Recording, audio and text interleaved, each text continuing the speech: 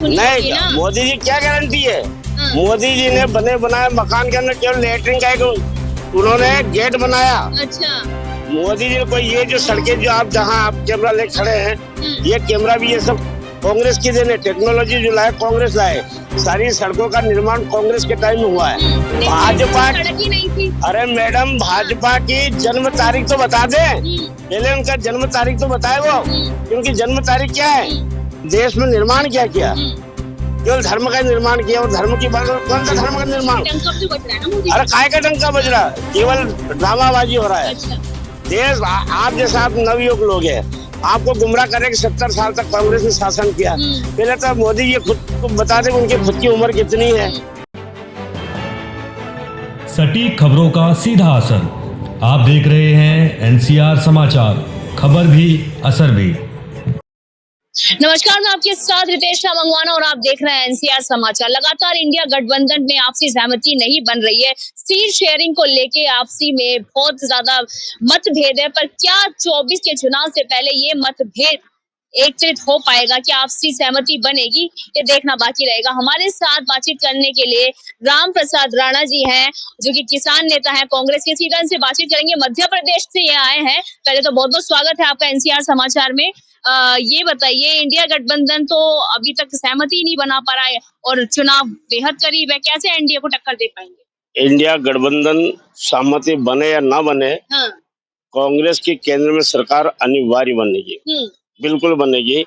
हमने हमारे बड़े नेताओं को, मैंने तो चिट्ठी लिखकर मल्लिकार्जुन खड़गे जी को पहले से दे चुका हूँ। क्या लिखा है चिट्ठी में? चिट्ठी में ये लिखा है मैंने कि हम 405 सीट पे हम अकेले ही चुनाव लड़ेंगे पूरा भारत में, और सरकार बनाएंगे।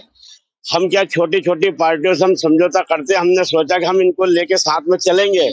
बाकी इन लोगों को बीजेपी के लोगों ने दबाव डाले हैं। बीजेपी के दबाव में ये लोग जो जा रहे हैं, हमको इससे कोई फर्क नहीं पड़ रहा है। किस चीज को दबाव में ये सारे जो इनके एजेंट लगे हुए हैं, और उनमें खरीद फरोख्त हो रही है। और जो है कि इनके पीछे उद्योगपति पूंजीपति लगे हैं, जो पर्दे के पीछे ये खेल होते हैं। और जैसे ममता जी ने या आप पार्टी, इन लोगों ने कहा कि हम अकेले चुनाव लड़ेंगे, तो लड़ो ना, हम कहाँ मना कर रहे हैं। वही जिनको अगर लड़ना है तो अकेले 405 लेके आएंगे सीट, हम तो लड़ेंगे। हाँ। और हमारी 405 सीट आप 405 कह रहे हैं, योगी जी कह रहे हैं हम भी 400 लाने वाले। हम योगी जी की बात हम क्यों सुने? हाँ। हमको योगी जी मोदी जी से हमको क्या लेना देना है? हम हमारी लाइन लंबी करेंगे, हमको उनकी लाइन से हमको क्या लेना देना है? हमने देश के लिए काम किया है। हमारे पुरखों ने आजादी से आज तक जो है देश का में त्याग किया है। हमने धर्म की राजनीति नहीं करी है। पर आप लोग तो दक्षिण से नहीं निकल पा रहे ना, उत्तर की कभी तो वो ही नहीं कही आपने रैली। वो सब आपको दिख जाएगा। कब दिखेगा? जब वो हम सारी चीजें अब देश को बताने हमको जरूरत नहीं है। हम जब उभर के आएंगे, सत्ता में आएंगे, और जब पूरा देश देखे, जब सबको पता चल जाएगा। कुछ चीज ऐसी होती है जो बताने की नहीं होती है, वो करने की होती है। मनुष्य 3 प्रकार के होते हैं। अच्छा। एक कहता है, एक करता है, और एक के करता है। तो मोदी जी की गारंटी तो सुनी होगी ना? मोदी जी क्या गारंटी है? मोदी जी ने बने बनाए मकान के अंदर केवल लेटरिन का एक उन्होंने गेट बनाया। अच्छा। मोदी जी ने कोई ये जो सड़कें जो आप जहाँ आप कैमरा ले खड़े हैं, ये कैमरा भी ये सब कांग्रेस की देन है। टेक्नोलॉजी जो लाए कांग्रेस लाए, सारी सड़कों का निर्माण कांग्रेस के टाइम में हुआ है। हमने जब कमलनाथ जी सड़क परिवहन मंत्री थे केंद्र के, उस समय हमने पूरा ऑल इंडिया की 4000 सड़कें का स्टेटमेंट तैयार किया, मास्टर प्लान तैयार किया, और उसके टेंडर लगाए। उसके सबूत है सारा। भाजपा तो कहती 2014 से पहले गड्ढे, भाजपा सड़क ही नहीं थी। अरे मैडम, भाजपा की जन्म तारीख तो बता दे, पहले उनका जन्म तारीख तो बताए वो, क्योंकि जन्म तारीख क्या है उनके। वो लोग जनसंघ, जनता पार्टी और भारतीय जनता पार्टी, जिस दिन से देश आजाद हुआ उस दिन से आज तक उन्होंने देश को गुमराह करने की राजनीति करी है। अच्छा। उन्होंने चौधरी चरण सिंह जी के टाइम में, मोरारजी देसाई जी के टाइम में सरकार बनाई, इतना गन्ना जला दिया कि आज तक लोग गन्ना पैदा कर ही नहीं पाए। आज हमको विदेश से शक्कर मंगानी पड़ रही है। अच्छा। इसके बाद में इन्होंने जो अटल बिहारी वाजपेयी जी के टाइम में भी इन्होंने समझौता किया था वीपी सिंह से, हम लोगों की जब सरकार गिरी उस समय इन्होंने विश्वनाथ प्रताप सिंह जी को प्रधानमंत्री बनाया, राम मंदिर में चुनाव लड़े, फिर इसके बाद में फिर इन्होंने झूठ साच बोलकर अपना एजेंडा तैयार करके राम जी के नाम से ये सत्ता में आए। अच्छा। तो क्या इन्होंने देश में निर्माण क्या किया? केवल धर्म का निर्माण किया। और धर्म की बात, कौन सा धर्म का निर्माण? टंका भी बज रहा है ना मोदी? अरे काय का डंका बज रहा है, केवल ड्रामाबाजी हो रहा है। अच्छा। देश आप जैसा आप नवयुवक लोग हैं, आपको गुमराह करे कि 70 साल तक कांग्रेस ने शासन किया। पहले तो मोदी जी खुद को बता दें उनकी खुद की उम्र कितनी है। 70 साल कांग्रेस शासन करती है तो मोदी जी प्रधानमंत्री बन जाते क्या? चौधरी चरण सिंह जी प्रधानमंत्री बने, मुरारजी देसाई बने, वीपी सिंह प्रधानमंत्री बने, अटल बिहारी वाजपेयी जी प्रधानमंत्री, ये सब गैर कांग्रेस के थे। आप किसान नेता हैं तो और मोदी जी तो 70 साल माइनस करो ना।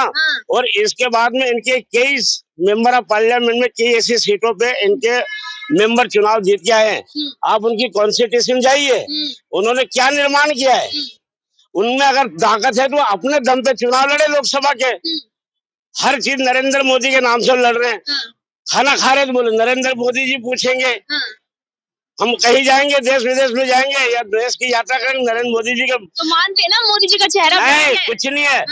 आज इनकी सरकार के ऐसे मंत्री है, आज वो स्वयं डिसीजन नहीं ले पा रहे। आप एक चिट्ठी लेके मंत्रालय आप जाइए और उस चिट्ठी में कहिए कि आप मेरे बच्चे की एक परमिशन लेटर लिख दीजिए। अच्छा। तो कहेंगे मोदी जी हमको मंत्रालय छीन लेंगे। अच्छा। हम चिट्ठी नहीं लिख सकते हैं। अच्छा। आपको अगर चाहिए तो उसका हम सबूत सहित मैं राम प्रसाद राणा दे सकता हूँ, क्योंकि मैंने बहुत सारी ऐसी चीजें के लिए मैं मंत्रालय गया हूँ और कई बार उनके सेक्रेटरी ने कहा कि अब मंत्री जी से मिले, तब मंत्री उनके मिनिस्टर से मिले तो उन्होंने ये कहा कि हम आपके किसी भी काम की हम चिट्ठी नहीं लिख सकते हैं। हमने कहा कि ऐसा क्यों? बोले कांग्रेस में होता है चिट्ठी लिखना काम। अच्छा। हमारे इसमें नहीं होता। मैं क्यों? बोले हमारा मंत्री पद चला जाएगा।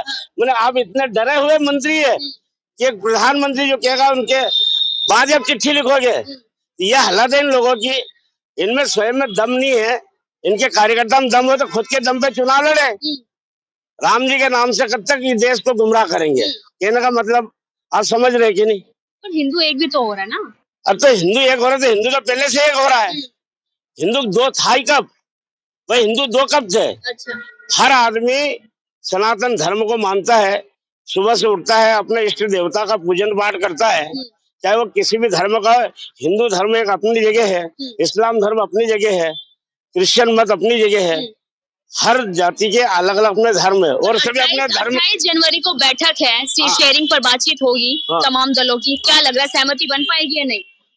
सहमति बने या ना बने हमको उससे कोई मतलब नहीं। कांग्रेस अपने दम पे चुनाव लड़ेगी। हम सत्ता में आएंगे, राहुल गांधी जी के नेतृत्व में चुनाव लड़ा जाएगा। मल्लिकार्जुन खड़गे जी हमारे राष्ट्रीय अध्यक्ष है, सोनिया गांधी जी हमारी पार्टी के सूत्रधार है।